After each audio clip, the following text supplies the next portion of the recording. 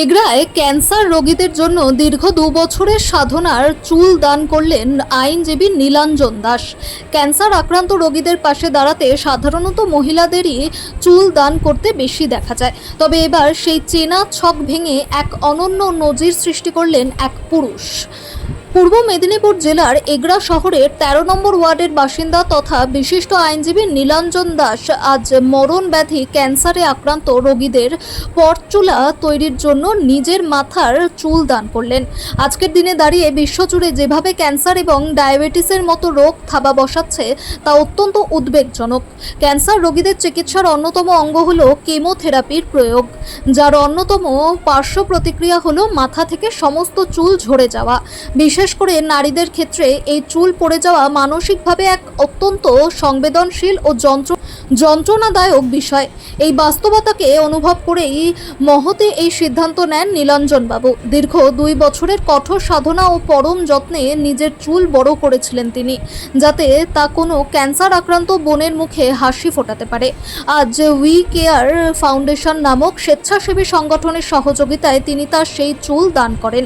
নারীদের মুখে হাসি ফোটাতেই আমার এই ক্ষুদ্র প্রয়াস।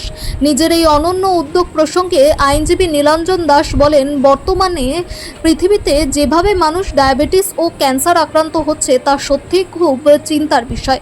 কেমোথেরাপির কারণে ক্যান্সার আক্রান্ত বোন ও মায়েদের চুল ঝরে যায়। তাদের স্বার্থে এবং তাদের মুখে একটু হাসি ফোটাতেই আমি নিজের চুল দান করার সিদ্ধান্ত নিই।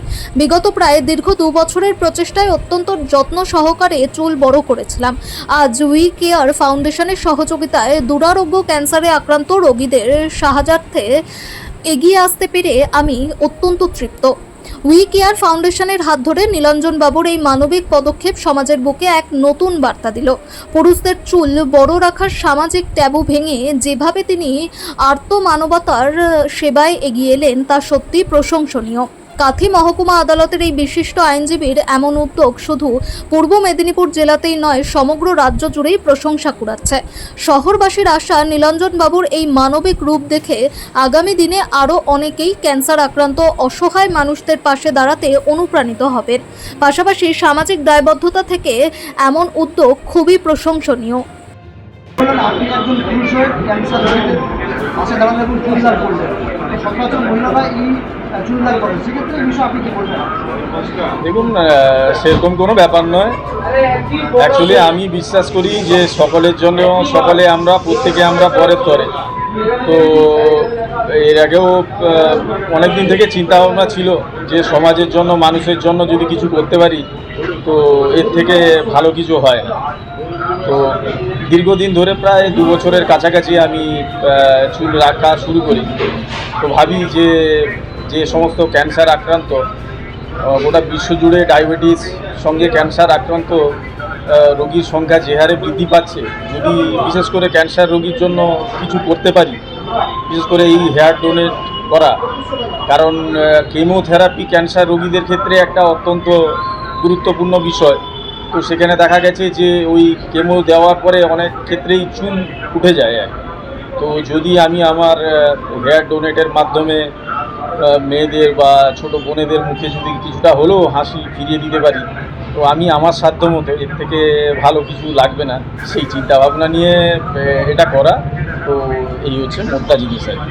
সমাজের সংক্রান্ত এটা দেখা যায় না, সেক্ষেত্রে আপনি এগিয়ে এলাম।